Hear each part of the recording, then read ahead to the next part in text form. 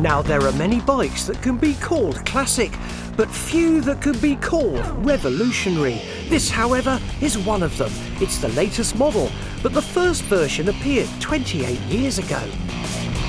So let me take you back to 1992. That was the year where John Major was in power with the Conservatives. A bloke called Johnny Bryant sucked some royal toes. And Right Said Fred had a #1 with I'm Too Sexy. Talking about sexy, the cool bikes of that year were the FZR 1000 Yamaha and the GSXR Suzuki 1100. But Honda were going to come out with a game changer. Watch closely, because you're about to become part of motorcycle history.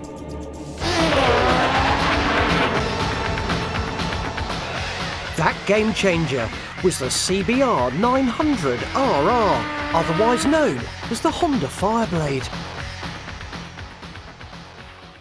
Well, the Fireblade was to become, obviously, an icon. But how did it all start? Well, it all started because of one man, and that man was called Baba-san. Baba-san, or to give him his full name, Tadao Baba, worked in Toyota's R&D department for 40 years. He realised that sports bikes of the late 80s, like the Suzuki GSX and the Yamaha FZR, were very heavy and not great on cornering. The Fireblade was his response, a compact bike to take on all comers.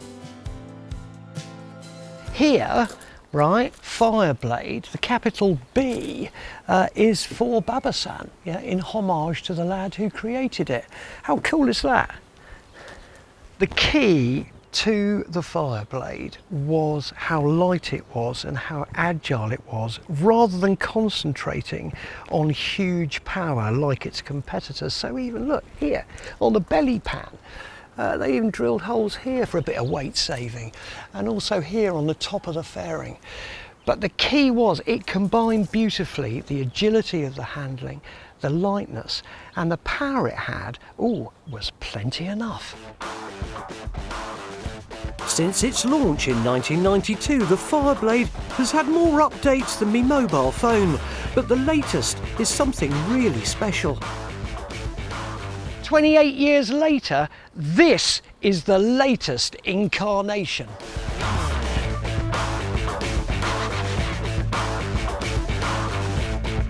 This is the 2020 CBR 1000 RR.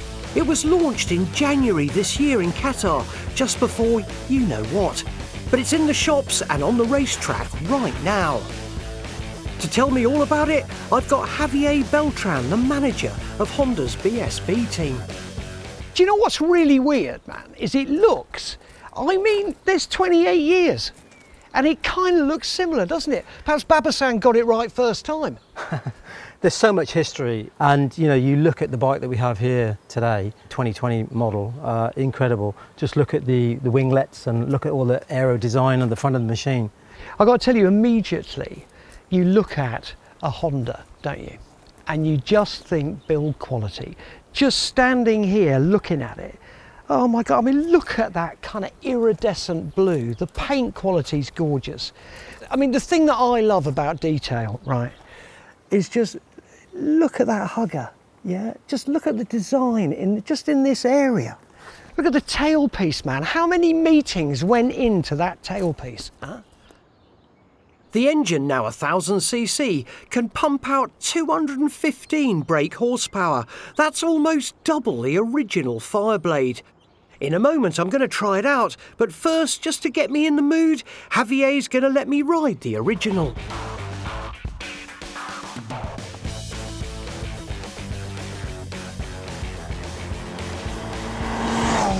This bike is everything I remember it to be.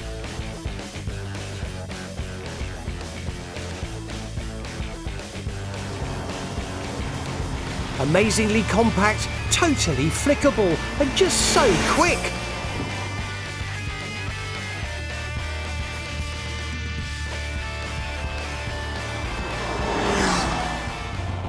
It is amazing.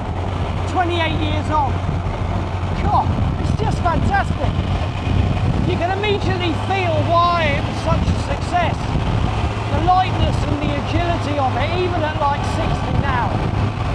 You just feel it, you're at one with the bike, you know? What a lovely thing. Hey!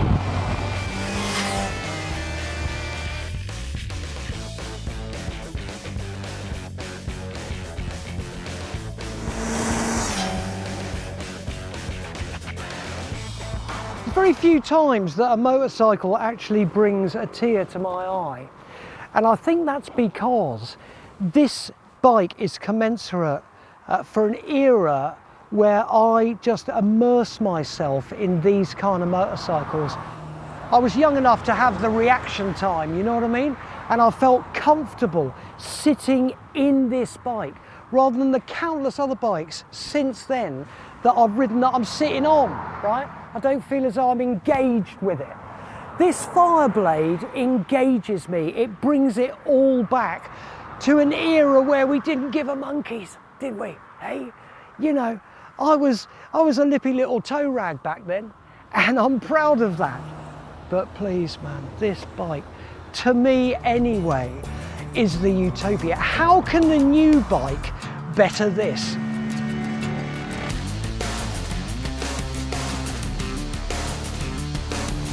If the original was quick, then this one's even quicker, capable of getting up to a staggering 186 miles an hour. I'm on the top of the range SP model, which comes with Öhlins' latest smart suspension, Brembo brakes, and more electro trickery than Bill Gates' toothbrush. Javier is riding shotgun, obviously checking out whether he could recruit me for this year's BSB team. In fact, I'll have to admit, this bike is slightly above my pay grade, so I'll stay in third gear. Everything about it, from the electronic screen to the highly tuned engine, requires total concentration and lightning-quick responses. Nevertheless, what's amazing is how well mannered it is at slow speeds, though you can tell this bike is desperate for a track.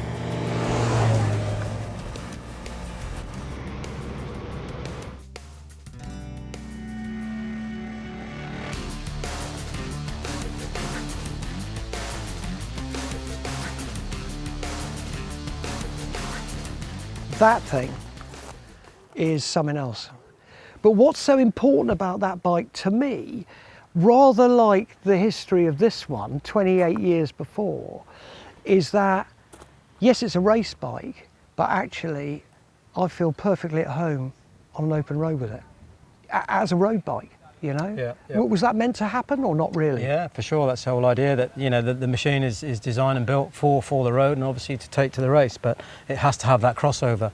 Because the other thing is, what I love ergonomically with it, or whatever it's called, ergonomically, is that the right way of saying it? Ergonomically or aerodynamically, is that at slower speed, you actually, you know, aren't putting all the weight on your wrists.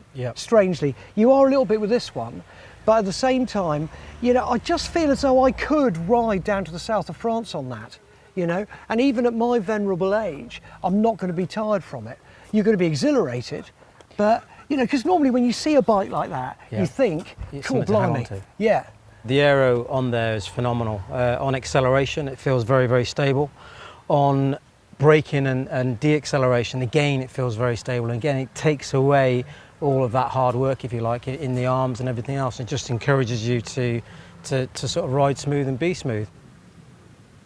Well, they are an iconic lineage. So look, right, if you want to go retrospective, if you want to go back to your youth, get yourself a 92 Fireblade. If you want to go to another planet, check one of those out.